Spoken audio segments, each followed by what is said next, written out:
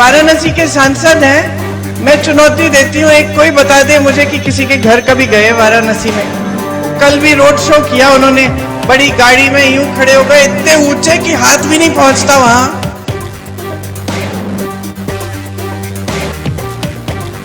380 सीटों का चुनाव पूरा हो गया है। बंगाल में 18 सीटों का चुनाव पूरा हो गया है। आज मैं बताकर जाता हूं कि 380 सीट में मोदी जी 270 सीट लेकर पूर्ण बहुमत प्राप्त कर चुके हैं। माहौल जो आप देख रहे हैं, ये लोगों में क्या उत्साह, क्या जोश है, जल्लोश है, और मोदी जी के प्रति जितना सम्मान दिख रहा है, आदर दिख रहा है, इससे साफ है कि 2014, 2019 का सब रिकॉर्ड टूटेगा। मोदी जी फिर से प्रधानमंत्री बनेंगे। 400 पार का नारा है, वो भी पूरा हो। हम वाराणसी काशी नहीं बोलते हैं। प्रधान सांसद जी ने क्यूटो में नॉमिनेशन किया है, जो क्यूटो का विजन दे करके जनता का वोट ले लिए। जनता उन्हीं को तरसा देगी क्योंकि क्यूटो नहीं बना है।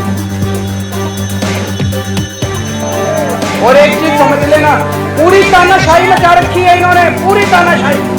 मेरे को गिरफ्तार कर लिया, किसानों को दिल्ली में नहीं घुसने देंगे, पहलवान बेटियों के साथ बदतमीजी करते हैं, और जो बदतमीजी करते हैं उनको टिकट दे के सम्मानित करते हैं। भाई साहब ये कह रहे थे 400 पार, मैं आज आपको लिख के दे रहा हूँ, इनकी 230 से ज्यादा सीट नहीं आती। सारा जो माहौल है, देश की जनता जिस तेजी के साथ, जिस खुशी के साथ सामने आकर वोट दे रही है, ये पूरा मोदी जी की विजय, एनडीए की विजय का ये प्रतीक है। আর মোদি নয়, আরে দিদি তো তোমাদের সাথে এখানেও আছে, দিল্লিতেও মোদি নয়। দিদি যেটা করবে সেটা হচ্ছে ইন্ডিয়া জোটকে ওখানে ক্ষমতায় এনে দেবে।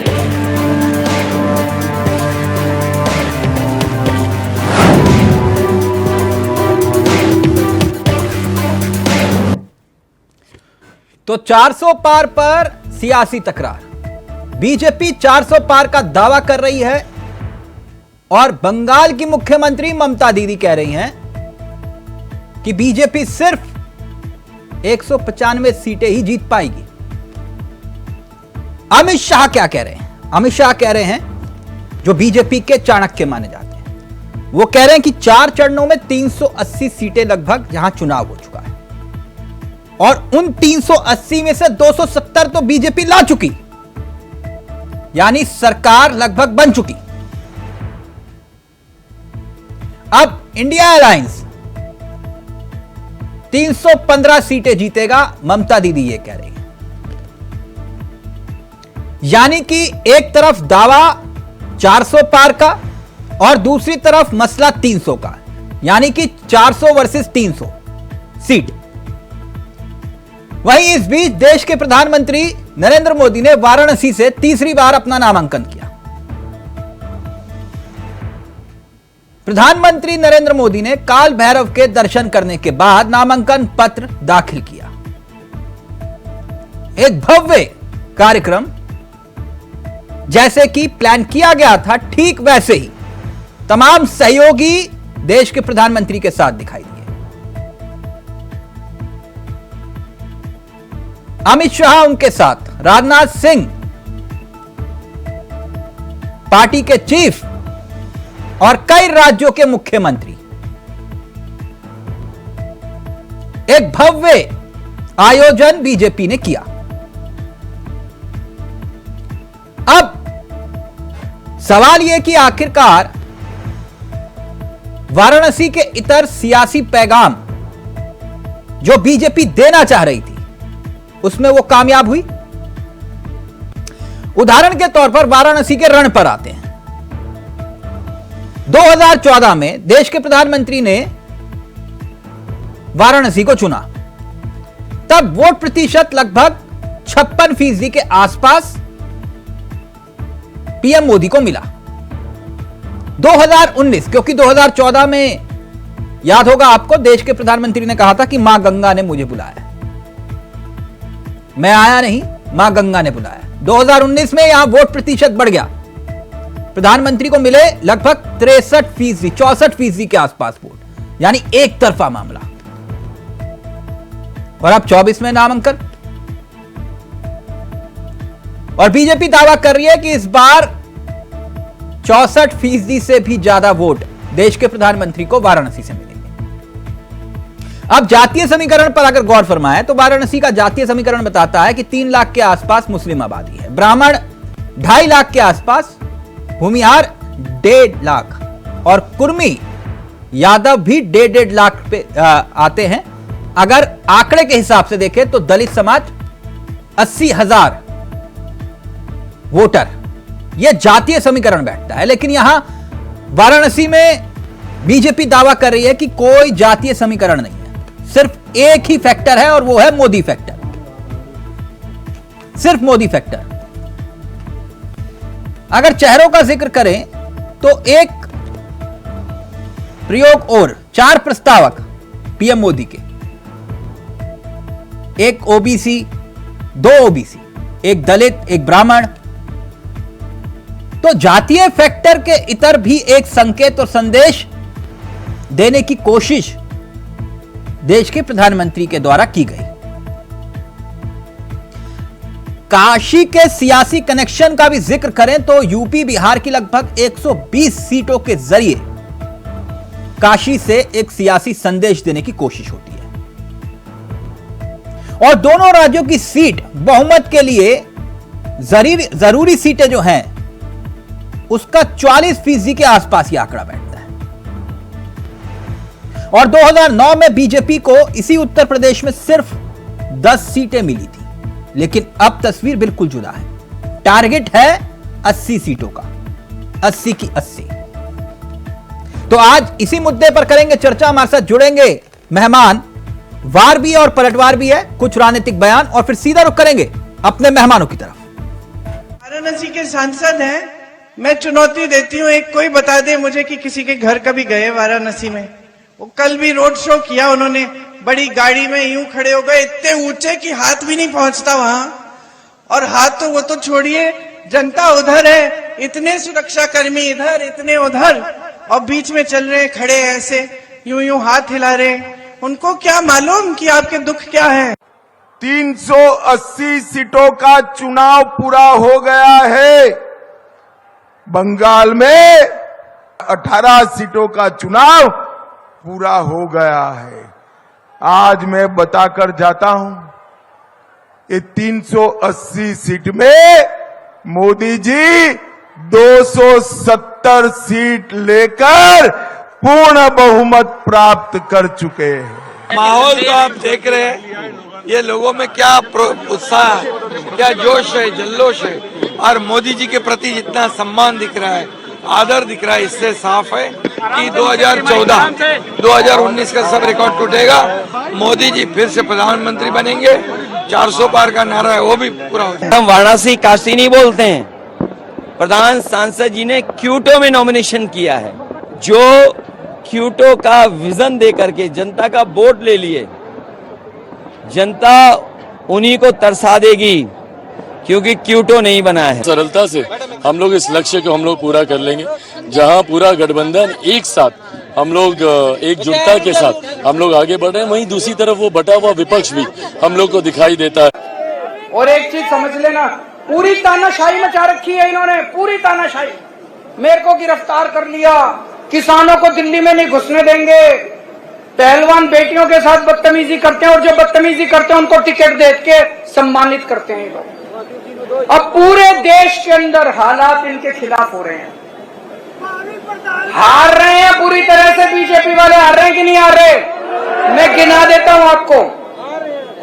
हरियाणा में हार रहे हैं, राजस्थान में हार रहे हैं, महाराष्ट्र में इनकी सीट कम हो रही है, कर्नाटक में इनकी सीट कम हो रही है, झारखंड में हो रही है, बिहार में हो रही है, यूपी में हो रही है, बंगाल में हो रही है, दिल्ली में हो रही है, पंजाब में हो रही है। और बढ़ कहीं नहीं रही। भाई साहब ये कह रहे थे 400 पार, मैं आज आपको लिख के दे रहा हूं इनकी 230 से ज्यादा सीट नहीं आती। सारा जो माहौल है, देश की जनता जिस तेजी के साथ, जिस खुशी के साथ सामने आकर वोट दे रही है, ये पूरा मोदी जी की विजय, एनडीए की विजय का ये प्रतीक है। আর মোদি নয়। আরে দিদি তো তোমাদের সাথে এখানেও আছে, দিল্লিতেও মোদি নয়। দিদি যেটা করবে সেটা হচ্ছে ইন্ডিয়া জোটকে ওখানে ক্ষমতায় এনে দেবে।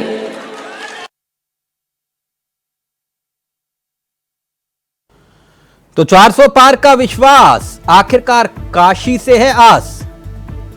बाकी 3 चरणों पर क्या होगा असर, आज इसी पर करेंगे चर्चा। हमारे साथ जुड़ेंगे मेहमान और समझेंगे कि आखिरकार सियासत की पिच पर जो इस वक्त मुकाबला खेला जा रहा है, दावों में किसके कितना है दम। क्योंकि ममता दीदी कह रही हैं कुछ और, अमित शाह अभी भी अड़े हैं 400 पार पर। तो ये 4 मेहमान आपकी स्क्रीन पर हैं। वरुण मिश्रा जी हमारे साथ हैं, कांग्रेस के चेहरे हैं। हमारे साथ टीएमसी के संजय चक्रवर्ती जी हैं। एके मिश्रा जी राजनीतिक पंडित हैं, यानी राजनीतिक विशेषज्ञ।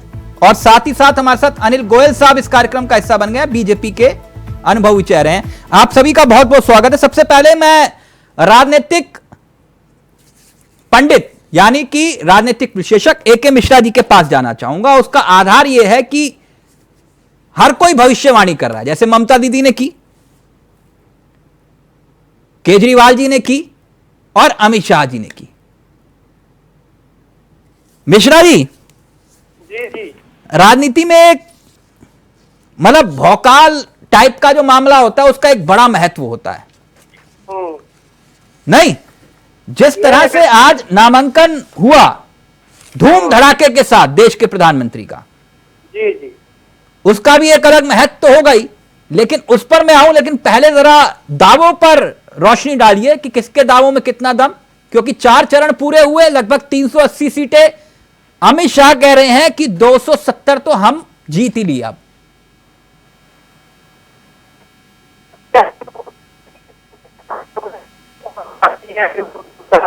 मिश्रा जी आपके ऑडियो में कुछ दिक्कत आ रही है। आपने बोला था कि हो गए ना, जो आपने बोला था कि इतने चरण हो गए, अभी 2-3 चरण बाकी है। आवाज आ रही है? जी बिल्कुल आ रही, परफेक्ट आ रही है अब। हाँ, तो उसमें जो होना था वो हो चुका है, उसके लिए निश्चिंत रहिए। एक बेयर मिनिमम ये मान के चलिए कि सरकार जो बननी है वो बन गई है। किसके, आपके कहने पर? किसके कहने पे? आपके कहने पर। नहीं, देखिए मैं ना तो पॉलिटिशियन हूँ, न मेरा कांग्रेस के हार न बीजेपी के जीत से मेरे ऊपर कोई फर्क पड़ने वाला है। कौन कोई हमें था हानि, तो मैं तो रेशनल एनालिसिस करता हूँ, जो लॉजिक कुछ न कुछ बैकिंग है, कुछ न कुछ लॉजिक है। हाँ लॉजिक बताइए ना सर, क्योंकि मैं आपके लॉजिक का ही कायल हूँ। बताइए लॉजिक क्या है। नहीं मैं आपको बता रहा हूँ। देखिए, हम रिवर्स कैलकुलेशन करते हैं, हम न्यूमरोलॉजी अंक गणित का प्रयोग ही नहीं करेंगे कि ये सर्वे वो सर्वे 400 पार 500 पार 200 पार ये सब करेंगे ही नहीं करेंगे। मैं कुछ सवाल पूछता हूँ, आप मुझे ये बताइए, सिंगल लार्जेस्ट पार्टी कौन सी बन के उभरेगी? आप बताइए सावला जी। बीजेपी उभरेगी? नहीं, वो तो जनता तय करेगी ना सर, मैं कौन होता हूँ कहने वाला। नहीं ठीक है, आप मत तय करिए, मैं बता रहा हूँ। जिन लोगों ने, आरजेडी तो उभरेगी नहीं, जो 25-30 से, ममता दीदी तो सबसे बड़ी पार्टी होंगी नहीं। एज पर इलेक्शन कमीशन सारी पार्टियां अलग अलग रजिस्टर्ड हैं। हाँ, ये इनकी भयंकर भूल है। तो भारत में कोई भी पार्टी ऐसी नहीं है जो इतनी सीटों पे लड़े और जो 400 का क्लेम करे। कांग्रेस कर सकती है 400 का क्लेम, लड़े ही नहीं है तो क्या क्लेम करेंगे? आप मेरे को बताओ ना। दूसरी इंपॉर्टेंट चीज मैं आपको बताऊं कि मैं वर्स्ट केस सिनेरियो लेता हूं भाई, 200 सीट आ गई, 250 सीट आ गई, संविधान के हिसाब से पहला निमंत्रण जाएगा जिसकी सबसे बड़ी पार्टी हो, बीजेपी को। 14 दिन में जैसे ही 4 जून को खबर लगेगी टीवी पे कि बीजेपी बढ़त बना रही है, चाहे 50 सीट पे बना रही हो चाहे 100 सीट पे बना रही हो, तो जैसे मुलायम सिंह यादव जो एकदम कट्टर विरोधी थे बीजेपी और आरएसएस के, हवा के रुख को पहचानते हुए उन्होंने आशीर्वाद दे दिया मोदी जी को। केवल समर्थन नहीं, आशीर्वाद भी दिया कि आप फिर से प्रधानमंत्री बने। नहीं, लॉजिक बताइए ना साहब, मैं आपसे लॉजिक पूछ रहा हूँ, आप पुरानी बातें अरे लॉजिक ही बता रहा हूँ। हाँ, 400 वाला लॉजिक बताइए, क्योंकि ममता अगर दीदी कह रही है कि 195 पर मामला सिमटेगा। नहीं, चलिए हम रफ फिगर 200 मान लेते हैं। जैसे ही बढ़त बनी, बहुत सारे ऐसे नेता होंगे ममता दीदी के यहाँ से, अखिलेश यादव के यहाँ से, आरजेडी के यहाँ से, जो अपना समर्थन देंगे। ये मैं विरोधियों की बात कर रहा हूँ। अलायंस की बात करिए एनडीए की, तो यहाँ से समर्थन मिल ही जाएगा, बसपा से मिल ही जाएगा, अकाली दल से मिल ही जाएगा, जिनसे जिनसे इन्होंने किया हुआ है, अपना दल से मिल ही जाएगा। उसके बाद आप देखिए बीजू पटनायक से उड़ीसा से मिल ही जाएगा, साउथ इंडिया से भी कुछ पार्टियों से मिल जाएगा, कुछ ये गेन करेंगे। तो 272 तो निर्विवाद है, ये मान के चलिए। अच्छा, ओके, एक मिनट संजय जी सुन लीजिए, आगे भी नहीं, एक मिनट, एक मिश्रा जी आगे के लिए कुछ बचा के रखिए, एक मिनट। संजय जी सुना मिश्रा जी क्या कह रहे हैं, और ममता दीदी कह रही हैं कि 195 फिगर, यानी कि 195 सीटें जी। आधार क्या है सर? वो कह रहे हैं कि जितनी सीटों पर आप नहीं लड़ ही नहीं रहे, तो फिर 400 का दावा कहां से करोगे? मुझे लगता है कि जो एनालिस्ट बैठे हुए हैं, मेरी आवाज मुझी को गूंज रही है। सर मैं करवा रहा हूँ, ठीक करवा रहा हूँ, आप अपनी बात रखिए। जो इस तरीके से जो बोल रहे हैं कि सिंगल लार्जेस्ट पार्टी के पास इतने लोग नहीं थे कि ये अपने दम पर सांसद खड़ा कर सके। इन्होंने 121 सांसद तो कांग्रेस से तोड़ करके खड़ा किया हुआ है। थोड़ा ऑडियो बढ़ा दीजिए। दूसरी बात जो है, आप समझ सकते हैं कि हरियाणा जैसे स्टेट में, जहां पे हरियाणा में 10 सीटें हैं, 10 में से 7 सीट तो कांग्रेस ही या इन लोग लड़ रही है, बीजेपी के तो लोग ही नहीं है वहां पे। तो इनको न बंगाल में लोग मिले हैं, ना कहीं मिल रहे हैं, जहां पे भी इन्होंने केवल साम दाम दंड भेद, सिर्फ और सिर्फ अगर मोदी का कारनामा चल रहा था, तो मोदी की जब मैजिक चल रही थी, तो इनको बाहरी लोगों की जरूरत क्या थी?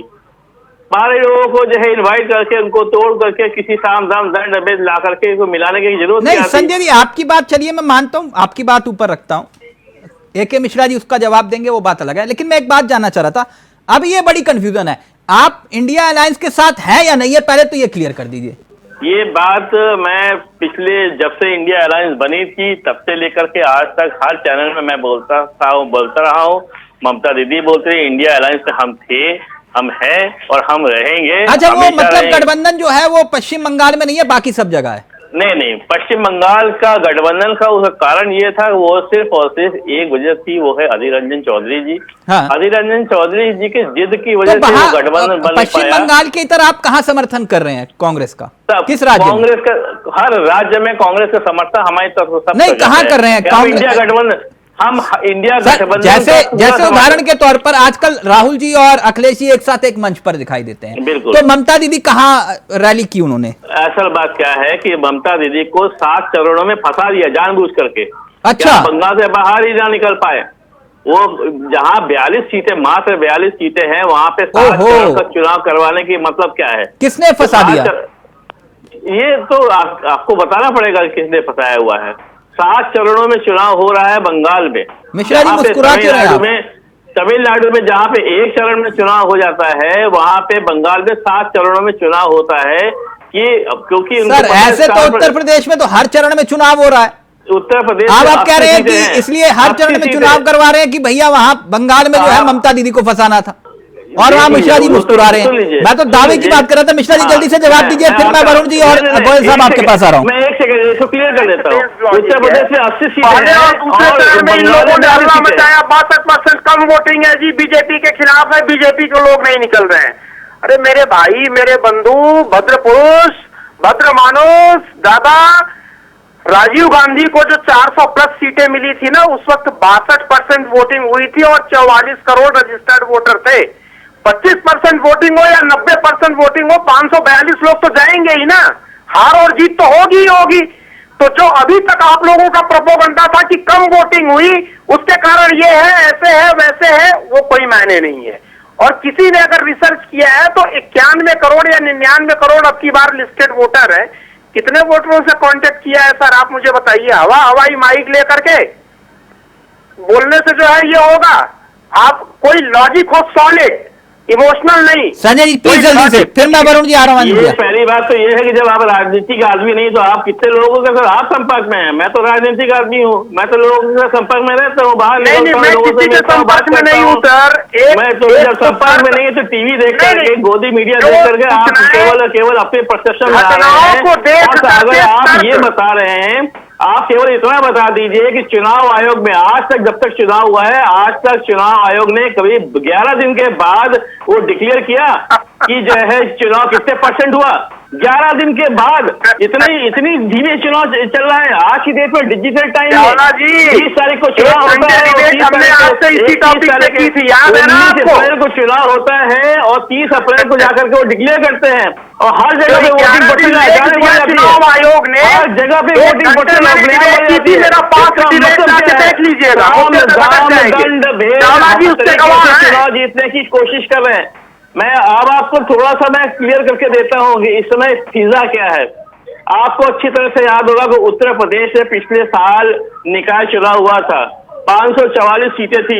544 सीटों में बीजेपी ने सारी सीटों में चुनाव लड़ा, ना समाजवादी ने सारी सीटों में चुनाव लड़ा, ना कांग्रेस ने सारी सीटों में चुनाव लड़ा, ना बीएसपी ने सारी सीटों में लड़ा, लेकिन बीजेपी को सीटें मिली, 184 सीटें मिली।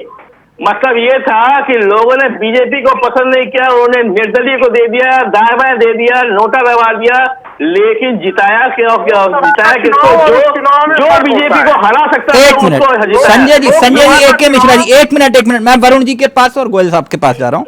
लेकिन संजय जी, देश के चुनाव और निकाय चुनाव में जमीन आसमान का फर्क होता है। बिल्कुल होता है। मतलब हो सकता है कि आप का आकलन अलग हो, मेरा आकलन अलग है, लेकिन होता फर्क बहुत बड़ा है। बिल्कुल होता है। वरुण जी, गोयल साहब फिर आपको पूरा वक्त दूंगा।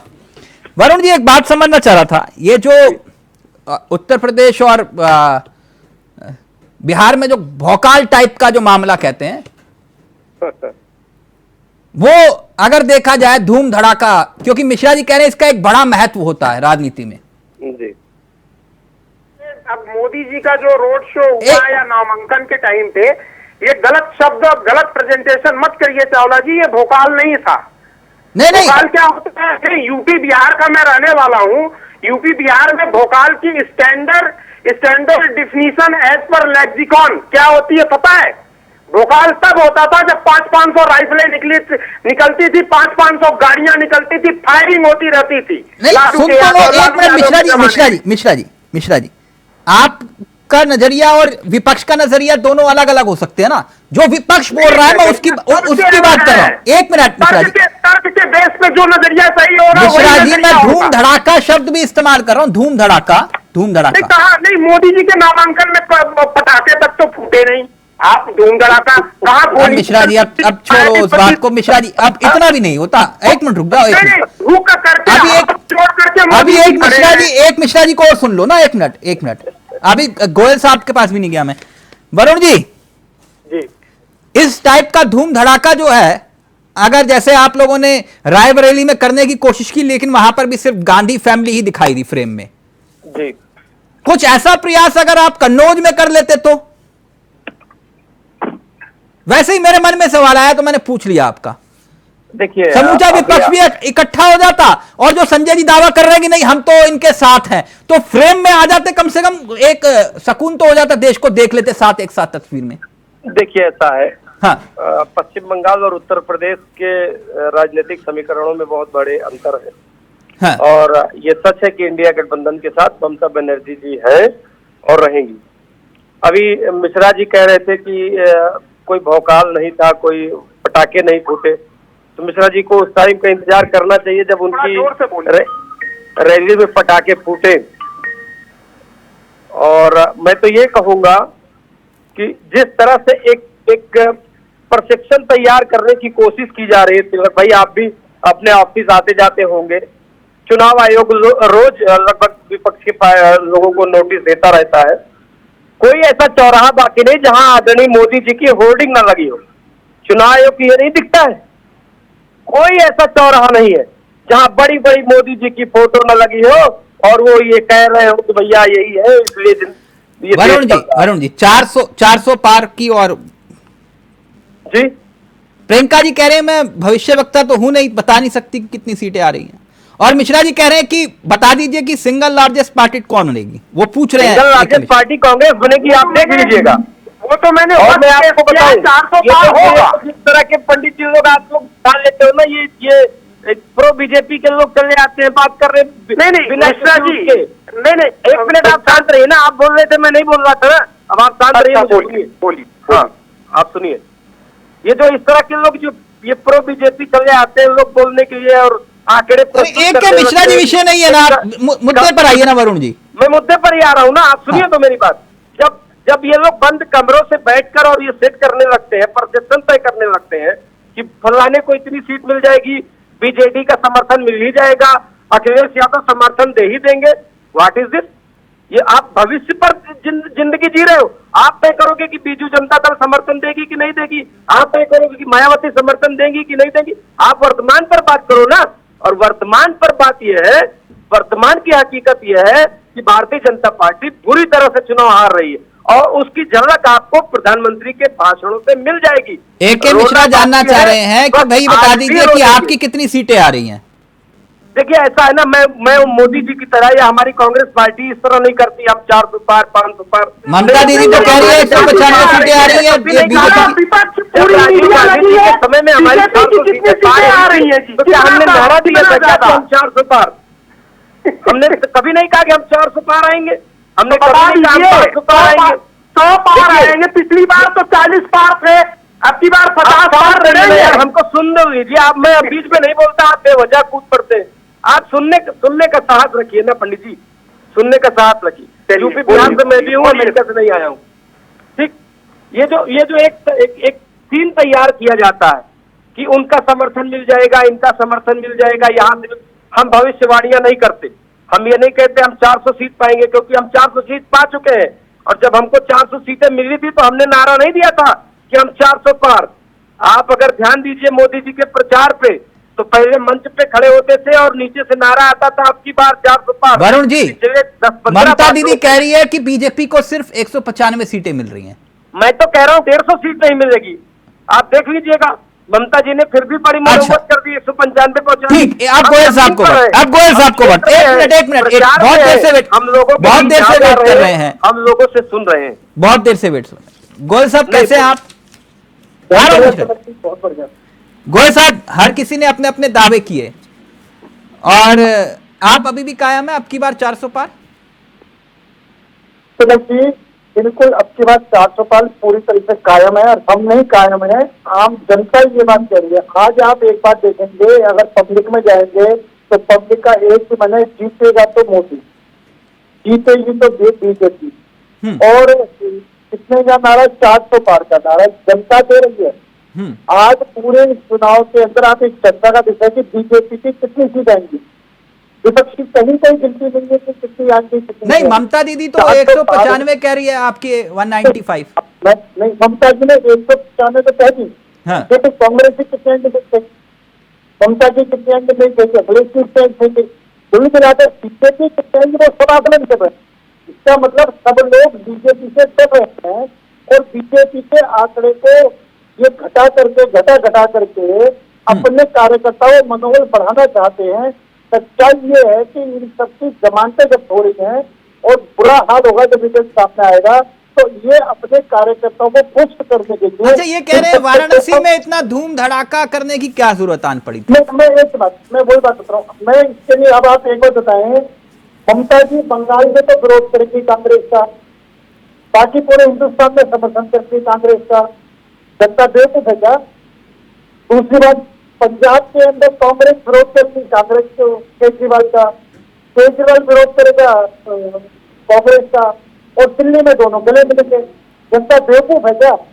जनता ये देखेंगे अपने हितों के लिए, अपने परिवारों के हितों के लिए, अपने भ्रष्टाचार को छिपाने के लिए, अपनी चोरी को छिपाने के लिए चोर मौसेरे भाई होकर के इकट्ठे हो रहे हैं।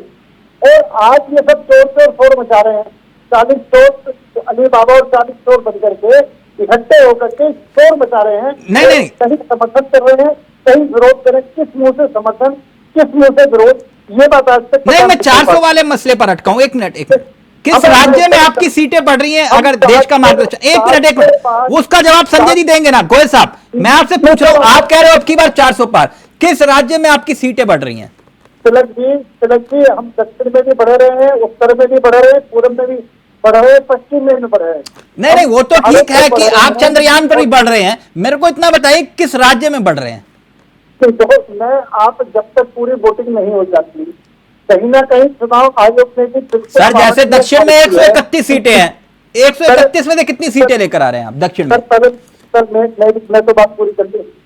आप मुझे ये बताएं कि बंगाल के अंदर कौन से नेता ममता मुझे समर्थन चले जाएंगे? नहीं, मैं ममता दीदी की बात नहीं कर रहा, उसका जवाब संजय जी देंगे। मैंने आपसे पूछा है 400 पार का नारा दे रहे हो, आप किस राज्य में बढ़ रहे हो? दक्षिण में 131 सीटें हैं, यूपी के अंदर बढ़ रहे हैं, आप उत्तर भारत यूपी में बढ़ रहे हैं, बिहार में बढ़ रहे हैं, दक्षिण भारत में बढ़ रहे हैं। हम तो निश्चित तौर पर सब तरफ बढ़ रहे हैं, तेजी के साथ में बढ़ रहे हैं। और आप ये कश्मीर में आपकी कितनी सीटें आ रही है? कश्मीर में 400 पार का नारा है, और अनिल जी, पार करके कश्मीर में कितनी सीटें आ रही हैं आपकी? हाँ जी, कश्मीर में, कश्मीर की अगर बात करें तो सारे रिकॉर्ड टोटल मतदान के लिए कश्मीर में आप चुनाव नहीं लड़ रहे? नहीं, मैं पहले मेरी बात तो सुने। कश्मीर में तो लोकतंत्र जीता है, कश्मीर में तो भाजपा वोटिंग से ही जीत गई है। मणिपुर में कितनी सीटें आ रही हैं आपकी? सर मैं जो बात कह रहा हूँ उससे आप पहले कश्मीर की बात तो सुनने थी। मेरा अगर कश्मीर की बात करेंगे तो कश्मीर में 28 साल का रिकॉर्ड टूटा है। दक्षिण में आप जिक्र कर रहे हैं, वो प्रज्वल चुनाव जीतेगा कि नहीं? हाँ जी, वो प्रज्वल जिसका वो सीडी कांड वाला मामला है, तो कौन जीतेगा कौन नहीं जीता ये फैसला जनता के हाथ में है। हाँ। जनता ने वोट दे करके लोगों को जिताना है। क्यों? आपने भी तो प्रचार किया उसके लिए। मैं सिर्फ ये बात कह रहा हूँ कि आज आप ये देखें कि जिस जम्मू कश्मीर में धारा 370 हटाने पर हाथ जी को हाथ लगा तो हाथ जल जाएगा, आज उस कश्मीर की जनता ने भारत के लोकतंत्र को जिताया है, भारत की हमारी नीतियों को जिताया है, मोदी जी को जिताया है, पूरे देश की। ठीक, संजय जी जवाब देंगे, फिर वरुण जी आपके पास आ रहा हूं। एक मिनट संजय जी, एक बात तो अनिल जी ने दुरुस्त कही, बोले कि भाई पश्चिम बंगाल में आप कह रहे हो कि ये मामला ठीक नहीं है, कांग्रेसी है, भ्रष्टाचारी है, इनको वोट मत करना, और फिर बाहर राज्य से निकलते हो कहते नहीं ये तो हम साथ साथ हैं। ये समझ में नहीं आता है। वो कहते हैं पंजाब में आप जाते हो जैसे आम आदमी पार्टी, वो कहते हैं कि इन्होंने देश को लूटा कांग्रेस वालों को, और फिर जैसे दिल्ली में आते कहते नहीं ये तो बहुत अच्छे हैं, इनको वोट करो। कह रहे ये कौन सा गठबंधन है? एक राज्य में कहते हो ये चोर है, भ्रष्टाचारी हैं, और दूसरे राज्य में कहते हो कि इनसे भला मानुष कोई नहीं है। थोड़ा सा मैं इसका पीछे जाता हूं। इन्होंने क्या किया था, एनडीए में शामिल करने के लिए 2 घड़े रखे थे। एक घड़ा था ईडी सीबीआई वाला, हाथ डालो उसमें आ जाओ फंस जाओ। दूसरा घड़ा था भारत रत्न वाला था, उस पर आ जाओ हमको समर्थन कर दो।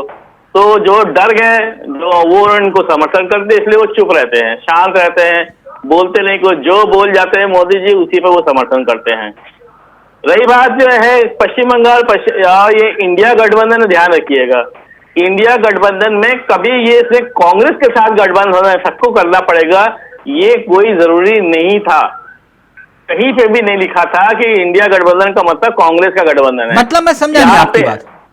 इंडिया गठबंधन में सब एक एक पार्ट है, अपना अपना हिस्सा है, सब अपने अपने। तो कांग्रेस के बिना इंडिया गठबंधन का क्या अस्तित्व है बताइए? नहीं, ये 26 दलों का एक गठबंधन है। सर मैं आपसे पूछ रहा हूं, कांग्रेस के बिना इंडिया गठबंधन का क्या अस्तित्व है बताइए? कांग्रेस सबसे बड़ा पार्ट है। हाँ तो मैं आपसे वही कह रहा हूँ ना, आप तो यही डिबेट में दरकिनार कर रहे हो आप उनको। नहीं, मैंने कभी दरकिनार नहीं किया। मैं ममता दीदी की पहले आपको स्पीच बता देता हूँ। जिस समय कर्नाटक का चुनाव हुआ था, कर्नाटक का चुनाव जीतने के बाद जब कांग्रेस की सरकार बनी तो ममता दीदी ने सबसे पहले बधाई दी और उनको कहा कि आप 200 से ज्यादा सीटों पे आप मजबूत हैं, वहां पे लड़िए, हमारा समर्थन आपके साथ है और हम आपको 40-42 सीटें हम आपको जो है हम भेंट करेंगे, हम उसके साथ हैं।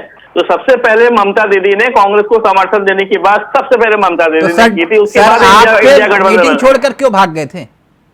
नहीं, मीटिंग छोड़ के कभी कोई नहीं भागा। अच्छा, कभी नहीं। वो फ्लाइट, अगर फ्लाइट का टाइम होता है तो उस समय जाना पड़ता है। मीटिंग छोड़ के मतलब कभी नहीं भागा। सर, आप लोग चार्टर्ड प्लेन पर घूमने वाले, आप लोग फ्लाइट पे बात कर रहे हो? नहीं, कोई बात नहीं। आप- अनिल गोयल साहब ये- जवाब दीजिए, आप फिर लोग- एक मिश्रा जी, वरुण मिश्रा जी आ रहा हूं आपके पास। मैं तो ये तो वो लोग हैं जो उत्तर प्रदेश और बिहार के लोगों को शौचालय साफ करने वाला कहते हैं। इनके गठबंधन में वो लोग शामिल हैं। किस आधार पर ये वोट मांगेंगे जब इनके गठबंधन में ये लोग उत्तर प्रदेश बिहार वालों को शौचालय साफ करने वाला कहेंगे?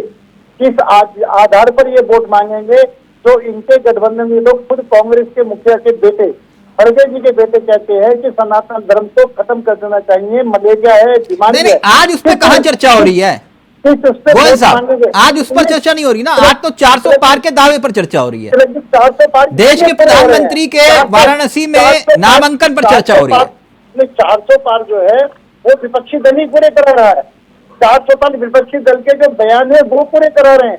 400 पार जो है विपक्षी दल की जो मुस्लिम परस्ती है वो पार करा रही है। 400 पार के अंदर इनके जो लोग हैं जो इलेक्शन लड़ने से इनकार कर देते हैं, जिनको टिकट मिल जाता है वो टिकट वापिस कर देते हैं। अंदर खाने इनकी हालत इतनी खराब है, वो 400 पार करा रही है। अच्छा, वरुण मिश्रा जी और AK मिश्रा जी, मैं एक बात जनता सिर्फ ये देख रही है, एक तरफ वो पार्टी है जो सिर्फ देश के लिए काम कर रही है, और एक तरफ वो पार्टियां हैं जो सिर्फ अपने परिवार को बचाने के लिए, अपने परिवार के भ्रष्टाचार को छिपाने के लिए AK मिश्रा और मैं वरुण मिश्रा जी के पास आ रहा हूँ। एक मिनट बनाने के लिए कर रहे हैं। एक मिनट वो पार्टी है। अच्छा गोयल साहब, एक मिनट आपकी बात आ गई। अब एक मिनट रुक जाइए ना सर, बात खत्म करूंगा। इनकी नीति ही इनकी पॉलिसी ही भाजपा को 400 पार करा रही है। भाजपा का काम, भाजपा का वक्त, भाजपा ने जब इस पर काम करा है उस आधार पर भाजपा 400 पार कर रही। वरुण जी, बाकी सब तो ठीक है, 4 तारीख को पता चल जाएगा। जनता है, वोट डाल रही है 4 तारीख को। AK मिश्रा जी कुछ भी कहें, संजय जी कुछ भी कहें, वरुण जी कुछ भी कहें, अनिल गोयल कुछ भी कहे, तिलक चावला कुछ भी कहे, जनता ने जो वोट डाला होगा 4 तारीख को सबके सामने होगा। लेकिन बाकी सब ठीक है। AK मिश्रा जी और वरुण मिश्रा जी, देश के प्रधानमंत्री ने एक और भविष्यवाणी कर दी। भविष्यवाणी ये कि यूपी में कांग्रेस खाता भी नहीं खोलेगी। यूपी में कांग्रेस खाता नहीं खोलेगी, और खाता नहीं खोलेगी मतलब राहुल गांधी रायबरेली में भी चुनाव नहीं जीतेंगे। वरुण जी, आप मुस्कुरा रहे हैं? हाँ, इसलिए मुस्कुरा रहा हूँ क्योंकि मैं इस समय अमेठी में ही हूँ, चुनाव प्रचार में ही हूँ। हाँ। और मैं लोगों के बीच में आ रहा हूँ, जा रहा हूँ। मुझे जमीनी हकीकत पता है। मोदी जी की तरह मुझे भाषण नहीं देने ट्रक पे खड़े हो। मैं देख रहा हूँ, लोगों के बीच में जा रहा हूँ और ये समझ रहा हूँ कि इस बार जनता पूरी तरह से परिवर्तन के मूड में है। कहाँ प्रचार कर रहे हो आप? अमेठी में? हाँ बिल्कुल, अमेठी में प्रचार करो। मैं अभी अमेठी में ही हूँ। तो जनता ने पूछा आपसे राहुल गांधी क्यों भाग गए? नहीं, ये सवाल पूछा? भागने की बात मत किया करिए। क्यों? ये भागना क्या होता है? भागना का मतलब भागना होता है कि आप अमेठी से चुनाव नहीं लड़े? नहीं, मैं ये कह दूं कि मोदी जी गुजरात से भाग के बनारस चले आए, ये भागना होता है? अच्छा, फिर मतलब ये रणनीति है आपकी? रायबरेली का मतलब अमेठी की जनता नहीं पूछ रही आपसे ना? आपने बता दिया अमेठी की जनता नहीं पूछ रही कि राहुल गांधी ने क्यों अमेठी छोड़ के रायबरेली गए? नहीं। अच्छा, नहीं पूछ रही, ठीक। बहुत आसानी से एक सवाल है, क्योंकि राहुल गांधी यहाँ जो हमारे प्रत्याशी शर्मा जी इसको भाग ना करो, डरो मत, भागो। राहुल गांधी भाग भी रहे हैं। राजीव जी के साथ और राहुल जी के साथ उन्होंने अमेठी में काम किया, उनको पता है। तो आज अमेठी की जनता ये सवाल नहीं कर रही कि राहुल गांधी वहां क्यों चले गए। वरुण जी, अमेठी की जनता परिवर्तन के लिए आतुर है। ये रायबरेली पर भी दावा कर रहे हैं। मैं ये कह रहा हूं आपसे, आप 17 सीटों पर मतलब यहां समाजवादी पार्टी का कोई है नहीं, कम से कम उनको धन्यवाद बोलना चाहिए। आप 17 सीटों पर चुनाव लड़ रहे हो उत्तर प्रदेश में, लेकिन वो कह रहे हैं रायबरेली भी नहीं छोड़ेंगे हम आपके लिए। देखिए, मैंने एक दिन आपसे कहा था, आपने शायद ध्यान नहीं दिया। मैंने कहा था मोदी जी बनारस में चुनाव हार जाएंगे। उसका कारण आप जानते क्यों कहा था? जिस तरह से आज 4 प्रस्तावक 4 जातियों के लेकर मोदी जी आए, 12 राज्यों के मुख्यमंत्री लेकर आए, पूरा ताम झाम सारा देश इकट्ठा कर लिया मोदी जी ने। किसी चैनल की हिम्मत नहीं थी जो मोदी जी का नॉमिनेशन लाइव नहीं दिखाता 1.5 घंटे, किसी चैनल की हिम्मत नहीं थी। जिस तरह से एक मनोवैज्ञानिक दबाव बनाकर बनारस में चुनाव लड़ा जा रहा है, वरुण जी, बनारस की जमीनी हकीकत अलग है और मोदी जी के सब्जबाग अलग है। वरुण जी, अब गोयल साहब उसकी बात का जवाब दे रहे हैं, फिर मैं मिश्रा जी को पूरा वक्त दूंगा, एक मिश्रा जी को। लेकिन आप लोग भी अगर सड़कों पर खड़े होकर झाड़ू लगाते हो ना, वो भी लाइव दिखाते हैं। अब ये मत बोलिए किस नेता ने ऐसा किया था और आप पूरे देश की मीडिया ने काटा था। एक मिनट, आप ये आप वरुण जी, गोयल साहब जवाब दीजिए जल्दी से, फिर मैं एक मिश्रा जी के पास जा रहा हूँ। वो ये कह रहे हैं आदत बन गई है, जनता स्वीकार नहीं कर रही, और मीडिया अगर सच्चाई से पूछते मीडिया पर ये आरोप लगाना शुरू कर देते हैं। ये सबसे बड़ा डर है। और मैं वही बात कहता हूँ कि राहुल गांधी कहते हैं डरो मत भागो मत, और राहुल गांधी खुद ही डर रहे हैं, खुद ही भाग रहे हैं। अमेठी से बाईनाथ भागे, बाईनाथ से रायबरेली भागे। अगर राहुल गांधी के अंदर हिम्मत थी तो वापिस अमेठी से चुनाव लड़ते। अमेठी में हार गए तो कोई जीत हार तो चलती रहती है ना, इसमें तो हारने के बाद ही दोबारा अमेठी से लड़ी थी। अगर राहुल गांधी हार गए तो दोबारा अमेठी से लड़ते। वरुण जी कह रहे हैं अमेठी भी जीत रहे हैं, और इसी को डरना कहते हैं। आप भाग भी रहे हैं, डर भी रहे हैं, और निश्चित तौर पर आपने सिर्फ माननीय प्रधानमंत्री के ऊपर आक्षेप लगाते थे। सावरकर के अनुयायी है, माफीनामे सावरकर की पार्टी के लोग लिखा करते हैं, उनसे भाजपा के लोग लिखा करते हैं, कांग्रेस की पार्टी है, इसने अंग्रेजों को भगाया है। आज क्या बात करेंगे भगाने की? राहुल गांधी अंग्रेजों को भगाने का काम कांग्रेस पार्टी के कहना चाहता हूँ। राहुल गांधी आपके रोज वोट खराब कर रहे हैं। हमारे सीबीआई प्रधान के राहुल गांधी है। राहुल गांधी कांग्रेस के पार्टी के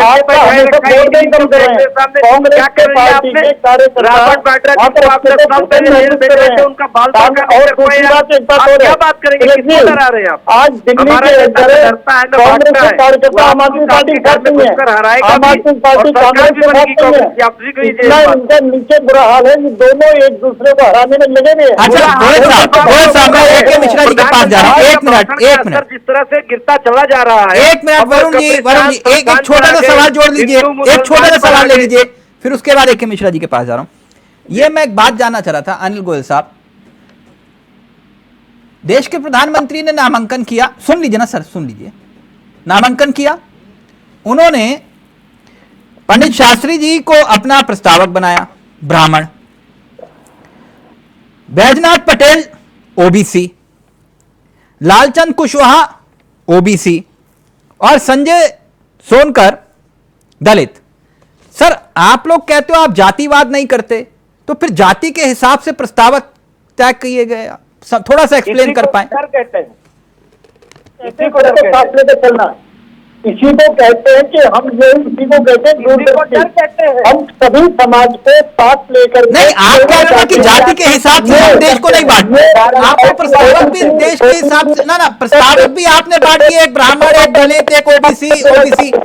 हम ये चाहते हैं सबको साथ लेकर के चलना, देश को आगे बढ़ाना है, देश के प्रत्येक नागरिक की चिंता। गोयल साहब देखिए, आपने बताया कि हम 4 जातियां अलग अलग है, आपने बताया ना देश की अलग जाति बताई आपने,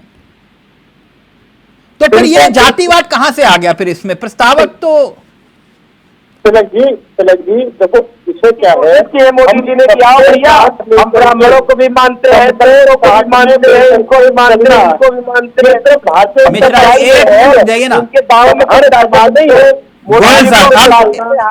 एक मिश्रा जी के पास जा रहा हूं मैं। सर आज आवाज वैसे भी गूंज रही है, 1 मिनट रुकिए ना, 1 मिनट रुकिए, 1 मिनट। मिश्रा जी आप समझ नहीं रहे हैं, वरुण जी आप समझ नहीं रहे हैं। अगर रायबरेली में क्योंकि नामांकन का जिक्र किया, अब AK मिश्रा के पास जा रहा हूं एक बात करते हुए, रायबरेली में वो फ्रेम उठा के देखिएगा, मुझे तस्वीर याद आ गई, जब राहुल जी नामांकन कर रहे थे ना AK मिश्रा जी, उसमें सिर्फ गांधी परिवार था और पीछे खड़गे जी थे, गांधी परिवार और खड़गे जी। और उसके साथ एक और दिलचस्प घटना घटी, अमेठी में भी नामांकन हो रहा था, चार्टर्ड प्लेन उतरे, रायबरेली गए, लेकिन अमेठी कोई नहीं गया नामांकन में। और वरुण जी कह रहे हैं ना, उनके यहां जो है तो धूम धड़ाका, हमारे यहां कोई दिक्कत नहीं। खैर AK मिश्रा जी, ये दावों में दम किसके कितना है, लेकिन ये तो कह रहे हैं रायबरेली भी हम जीतेंगे, मतलब कांग्रेस का खाता नहीं खुलने देंगे। नहीं देखिए, मेरी शुभकामनाएं सभी पार्टियों को है और मुझे इस पे कोई ऑब्जेक्शन नहीं है कि रायबरेली और अमेठी में कैसे नॉमिनेशन हुआ, अपने परिवार को ले जाए, अच्छी चीज है, मैं कोई ऑब्जेक्शन नहीं। लेकिन एक चीज मैं आपको बता दूं, पॉकेट मार होता है ना, जो पॉकेट मार, उसको ये नहीं पता होता है कि उसकी जेब में कितने पैसे हैं, लेकिन अगल बगल जो पैसेंजर्स होते हैं जिनकी पॉकेट मारना होता है ना, वो अनुमान लगाता रहता है, यार 2500 होगा, यार 5000 होगा, यार 250 होगा, 300 होगा, 400 होगा। यही हालत विपक्ष की है। एक भी विपक्षी नेता ने, कांग्रेस, टीएमसी, ये वो विपक्षी पत्रकारों ने, यूट्यूबर ने आज तक ये नहीं लगाया, ये नहीं बताया कि कितनी सीटें इंडी अलायंस की आ रही हैं। लेकिन बीजेपी का इनका पता है जी, सबको पता है। कोई 150 बोल रहा है, कोई 250 बोल रहा है, कोई 200 बोल, रोज इनके फिगर भी बदल रहे हैं। मिश्रा जी, पहले 272 था, फिर 250। मिश्रा जी, थोड़ा संयम के साथ, आप विपक्ष को पॉकेट मार बोल रहे हो। इसमें गलत क्या है? उदाहरण दिया मैंने। नहीं, उदाहरण तो जायज दो ना आप। नहीं, अरे संजय जी का ऑडियो उठाइए। थोड़ी है, नहीं, गलत बात है। इस तरीके से आप विपक्ष के साथ इस तरह की बातें नहीं बोल सकते। आप राजनीतिक देने के बाद अब गाली बकोगे, आप देने के बाद गाली बकोगे, आप कोई अनपार्लियामेंट्री वर्ड नहीं है। आपके पॉकेट में कितना पैसा फंसा है? कितना पैसा फंसा है? राहुल गांधी, जैसे राहुल गांधी बोलते हैं ना चौकीदार चोर है, तो चौकीदार चोर है, ये बहुत बड़ी बात थी। ये वो राहुल गांधी जी एक नेता है, आप नेता नहीं है। आप खुद ही बोल चुके पहले शुरुआत बोले कि आप नेता। राहुल गांधी नेता है तो कुछ भी बोलेंगे, वो ममता दीदी नेता है तो कुछ भी बोलेंगे। प्रधानमंत्री शहजादा बोल सकते हैं, प्रधानमंत्री जब किसी को मछली, कभी किसी को अंडा, कुछ भी बोल सकते हैं, तो राहुल गांधी भी बोल सकते हैं। लेकिन आप नेता नहीं है, आप नेता नहीं है। पहले बात आपने पहले ही क्लियर कर दिया था, राहुल गांधी ने किया, आपने पहले ही क्लियर किया था कि आप नेता नहीं है। तो जब नेता नहीं है तो शब्दों का मर्यादा रख करके टीवी चैनल में लाइव मतलब आप ये बोलना चाहते हैं कि नेताओं को छूट है, नेता करे नहीं, आप शब्दों की मर्यादाओं को रखिए। नहीं, भाषण देने के लिए बैठे हैं तो भारतीय जनता पार्टी का प्रवक्ता देने की छूट नहीं है। भारतीय जनता पार्टी का प्रवक्ता, भारतीय जनता पार्टी का समर्थक हूँ।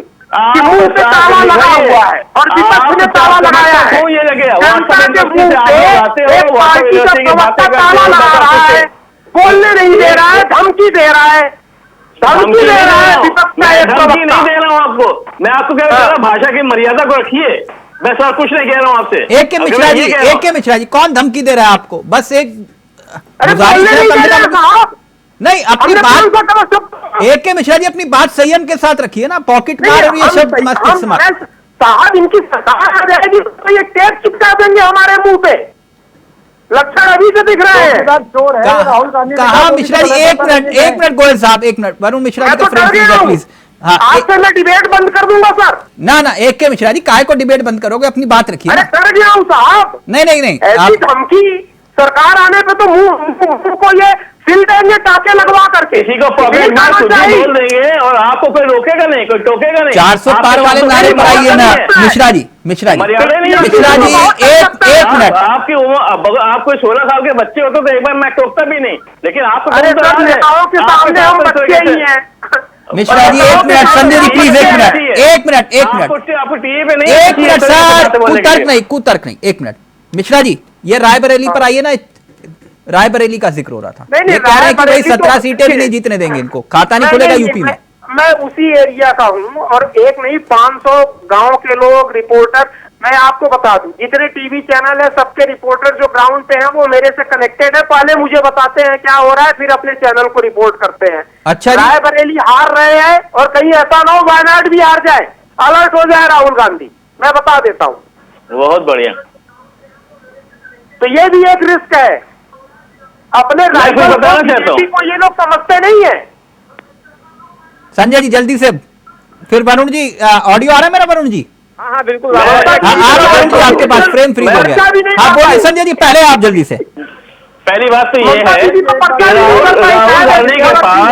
राहुल गांधी के पास इतनी हिम्मत थी कि वो दक्षिण से भी लड़ रहे हैं, उत्तर से भी लड़ रहे हैं।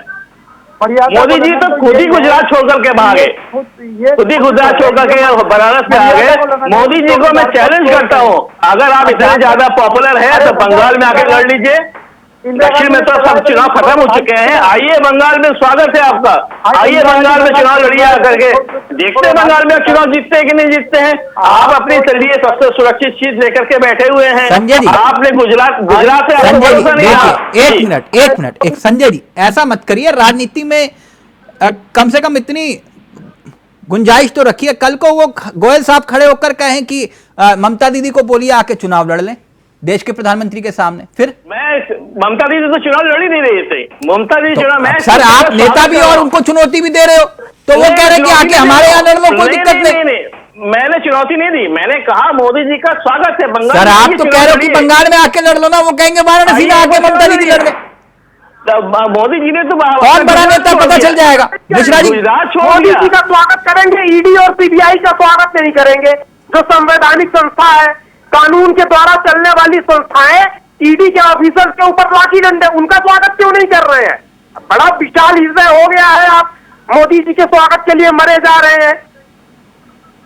स्वागत करिए ना। कहाँ चली हृदय वाले हैं, सीबीआई नहीं आती, कहाँ चली जाती ईडी सीबीआई जब जो है।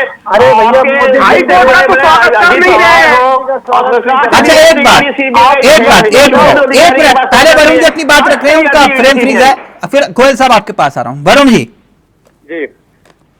देखिए एक तो ये सियासत में माहौल भी तो बहुत बड़ा काम करता है ना साहब जी, माहौल भी तो काम करता है ना।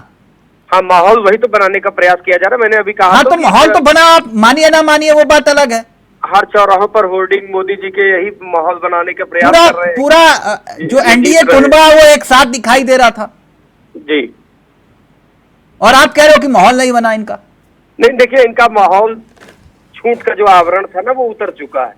इस देश का नौजवान, किसान, महिलाएं सब समझ चुकी है कि इनके पास कोई एजेंडा नहीं है। ये सिर्फ अडानी और अंबानी के लिए काम करने वाले लोग हैं। इन्होंने गैस सिलेंडरों की सब्सिडी खत्म कर दी रातों रात।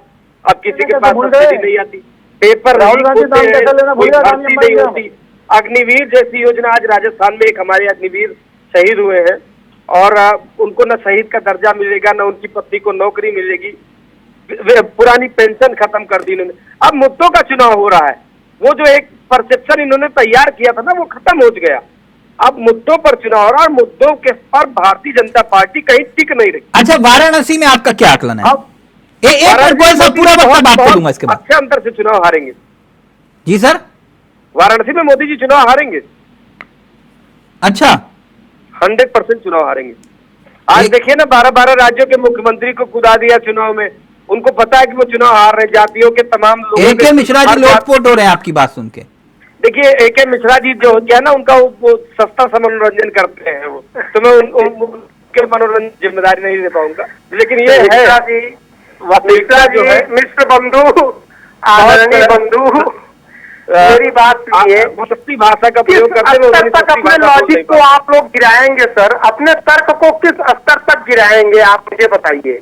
मैं फिर भी आपको चोर नहीं बोलूंगा, जितना भी गिरेगा मैं आपको चोर को बोलेंगे। हमें तो नहीं बोलेंगे, हमें पता है, लेकिन मेरी भाषा को बोलेंगे गिर जाएगी। आप अनिल गोयल साहब रहेंगे। अनिल गोयल साहब एक मिनट। वो रंगारंग कार्यक्रम बहुत अच्छी बात है। एक मिनट बहुत अच्छी बात है। वाराणसी में सबने तस्वीरें देखी देश के प्रधानमंत्री ने, लेकिन एक बात, एक सवाल और भी था। वो देश के प्रधानमंत्री ने वाराणसी के कुछ गांव को गोद लिया था। वो गांव के नाम मालूम है सर आपको गोयल साहब? चलिए, निश्चित तौर पर मुझे उन गांव के नाम मालूम नहीं है। हाँ। लेकिन जितना वाराणसी का विकास हुआ है, जितना बनारस का विकास हुआ है, आप कह रहे हो गांव के नाम मुझे नहीं मालूम। मैं आपकी बात ही आगे बढ़ा रहा हूं। अब वो गांव गोद में है या फिर बड़े हो गए हैं? मुझे जब जिस बारे में गांव के नाम याद नहीं है, तो बड़े हो गए गोद में है, ये तो मुझे मैं नहीं बता। लेकिन एक बात जरूर, पूरे बनारस का जो विकास हुआ है, आज इस देश के इतिहास में इतना विकास कभी नहीं हुआ सर। जैसे वाराणसी शहर के बाहर के 8 गांव, उदाहरण के तौर पर 8 गांव जिन्हें देश के प्रधानमंत्री ने गोद लिया, वहां कितने स्मार्ट स्कूल बने, वहां के विकास के लिए कितनी सड़कें बनी, क्या सुख सुविधाएं मिली, मैं उसका जिक्र कर रहा हूं सर। तिलक जी, मैं देखो बड़ा स्पष्ट जब ये कह रहा हूँ कि उसके बारे में मुझे जानकारी नहीं है, लेकिन पूरी संसदीय सीट में जितना विकास मोदी जी के टाइम में हुआ है उतना विकास देश के इतिहास में सर जैसे आपने कहा हमने विकास किया, और डोमरी गांव है, डोमरी गांव में लोगों के पास कितने पक्के आवास हैं, चर्चा होनी चाहिए ना सर इस पर। मैं गलत तो नहीं कर रहा ना? डोमरी गांव जहां पे आपने एक मिनट, एक के मिश्रा जी आपसे सवाल नहीं है, 1 मिनट रुकिए ना, 1 मिनट। डोमरी गांव में लोगों के पास कितने पक्के आवास हैं, इस पर चर्चा होनी चाहिए कि नहीं गोयल साहब? बिल्कुल होनी चाहिए। नागेपुर में जो गांव है जिसके गोद लिया, वहां सड़कें बढ़िया बनी कि नहीं बनी, इस पर चर्चा होनी चाहिए कि नहीं होनी चाहिए? बिल्कुल होनी चाहिए। जोगापुर में या जयापुर जो गांव है वहां दलित समुदाय के पास शौचालय बना या नहीं बना, इस पर चर्चा होनी चाहिए कि नहीं होनी चाहिए? बिल्कुल होनी चाहिए। परमपुर गांव है जिसे गोद लिया गया था, वो गांव में विकास हुआ या नहीं हुआ, इस पर चर्चा होनी चाहिए कि नहीं होनी चाहिए? बिल्कुल होनी चाहिए। हाँ सर, मैं वही चर्चा कर रहा हूं। अब मेरी बात सुनो, देखो जिस विषय को ये मेरे पास पूरी जानकारी नहीं है, हाँ। अगर आपने मैं इन्हीं गांव के विषय पर अगली बार डिबेट रख लो, मैं पूरी डिटेल के साथ आ जाऊंगा कि प्रधानमंत्री जी के सांसद बनने से पहले वहां का क्या हाल था और आज वहां का क्या हाल है। उन्हीं गांव, जिन जिन गाँव के नाम दे रहे हो उन्हीं गाँव की पूरी डिटेल। अब जैसे विपक्ष ये कहता है कि 20,000 करोड़ रुपया 20,000 करोड़ रुपया गंगा के नाम पर खर्च हुआ, मां गंगा के नाम पर, लेकिन वो ज्यादा मैली हो गई, तो क्या ये इन विषयों पर चर्चा होनी चाहिए कि नहीं? मैं इस विषय पर भी चर्चा होनी चाहिए। और ये यमुना जो के लिए जो केजरीवाल जो इनके गठबंधन के साथी हैं, जो जिस दिन से सरकार बनी 9 साल से, नहीं, मैं यमुना की बात नहीं कर रहा हूँ, केजरीवाल की बात नहीं कर रहा, मैं माँ गंगा की बात कर रहा हूँ। माँ गंगा की बात होनी चाहिए, माँ यमुना की बात होनी चाहिए। नहीं, आप करिए सर, भारत सर गंगा की बात करिए, यमुना की बात करिए, सबकी बात करिए, अच्छी बात है, लेकिन इन विषयों पर भी चर्चा होनी चाहिए ना। चलिए बिल्कुल, मैं कहता दोनों की चर्चा होनी चाहिए, गंगा की चर्चा होनी चाहिए, यमुना की भी चर्चा होनी चाहिए। हाँ। बात स्वतंत्र, मतलब मेरा कहने ये है तो गंगा साफ हो गई, डिबेट में यमुना अगर सही बात देखी गंगा जाए, साफ हो गई सर, बिल्कुल अगर सही बात देखी जाए तो गंगा जी पहले के मुकाबले में बहुत अधिक साफ है, जबकि यमुना जी नाला बन गई है।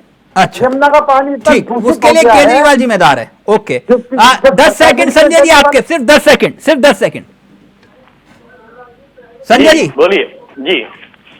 वो कह रहे हैं कि भाई जनता ने चुना तभी तो यहाँ वोट प्रतिशत बढ़ता गया, इस बार तो 65 क्रॉस करेंगे हम, क्योंकि 2014 में 56% के आसपास, 2019 में 64% के आसपास देश के प्रधानमंत्री को वोट मिला, और इस बार रिकॉर्ड टूटेगा वाराणसी में जल्दी। देखिए 2019 में इनकी विदाई हो जाती, लेकिन पुलवामा कांड करवा करके उसके बाद पुलवामा के नाम पे, शहीदों के नाम पे वोट मांग करके, एक 10 सेकंड है बात के, 10 सेकंड से बात खत्म हो गया। नहीं देखिए, बात बड़ी सिंपल सी है। मुझे आज तक किसी विपक्षी नेता ने ये नहीं बताया उनकी सीटें कितनी आ रही हैं, उनको पता ही नहीं, वो केवल भाजपा की सीटें गिनने में लगे हुए हैं। अब क्या बोला जाए, इसको ये नहीं पता कि हमारी सीटें कितनी आ सकती हैं, कितना सरकार बनाने के लिए चाहिए, कितनी आ रही है, वो तो कोई रणनीति नहीं है। Okay, thank you so much. अब ये 400 पार वाला जो मामला है ना, ये 4 तारीख से पहले और 4 तारीख के बाद भी चर्चा का विषय रहेगा। थैंक यू सो मच, बहुत बहुत शुक्रिया गोयल साहब, आपका भी, संजय जी आपका भी, वरुण जी आपका भी, और AK मिश्रा जी आपका भी बहुत बहुत शुक्रिया। तो फिलहाल मुझे दीदी दादा, नमस्कार, जय हिंद, जय भारत।